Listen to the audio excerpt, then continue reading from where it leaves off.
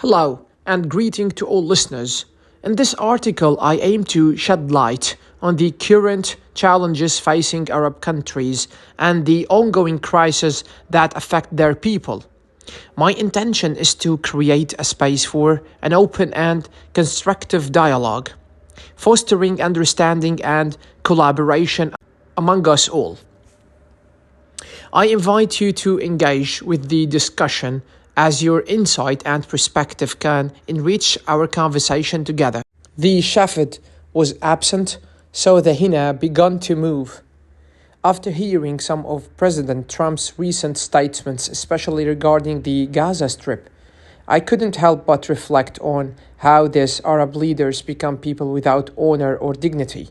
Today, they are like sheep being led to the slaughter due to their division and weakness. Having reached the peak of humiliation, these leaders seem to be competing over who will fall first, celebrating the downfall of those who were once their allies at the negotiation table. They take pride in their role in the betrayal, sacrificing their friends at the altar of the American Zionist agenda under the guise of politics and national security. Because these leaders are not leaders of vision or humanity. Their actions only guarantee further more humiliation for themselves and their people, while strengthening the power of Zionist American forces. They are mere pawns in a game destined to be discarded once their disgraceful roles in the destruction of neighboring Arab countries are complete. When I saw Trump sitting at his desk in the White House, surrounded by the press, speaking about the Gaza Strip as if it were his personal property, and holding his pen like it was the symbol of Greater Israel, I realized the true extent of the power he had gained. The dismantling of the Iranian, Syrian, Lebanese allies symbolized by Hezbollah had empowered him. He casually spoke of forcibly displacing 1.8 million people to places like Sinai Desert and the West Bank in Jordan. But for me, I suspect many of them will end up in Syria as well. Because Syria, now in ruins, its states, its institutions, and the very soul of its people shattered completely. And then we saw the humiliating scene by King Abdullah II and the White House, sitting before Trump like a criminal awaiting judgment. His lack of dignity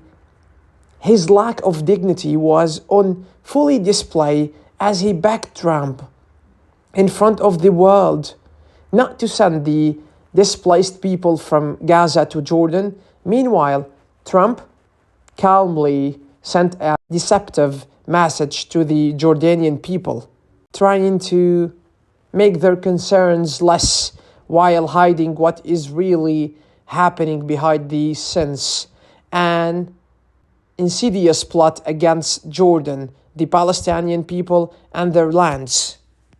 The looming displacement from Gaza to the West Bank, Sinai, and possibly parts of Syria is a strategy that seems well underway. The question that remains is how the collapse of the Iranian, Iraqi, Syrian, Yemeni, Lebanese allies, the so-called Shi'i axis of evil, will affect the region.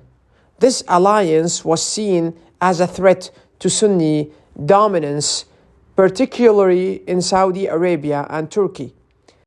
With this resistance front weakened, how will the Sunni countries now regain their influence over Syria, confront the growing of Zionist American threat? Will they stand idly by as this danger continues to spread and become a tangible menace, or will they find a way to respond despite their fractured alliance? Thank you so much.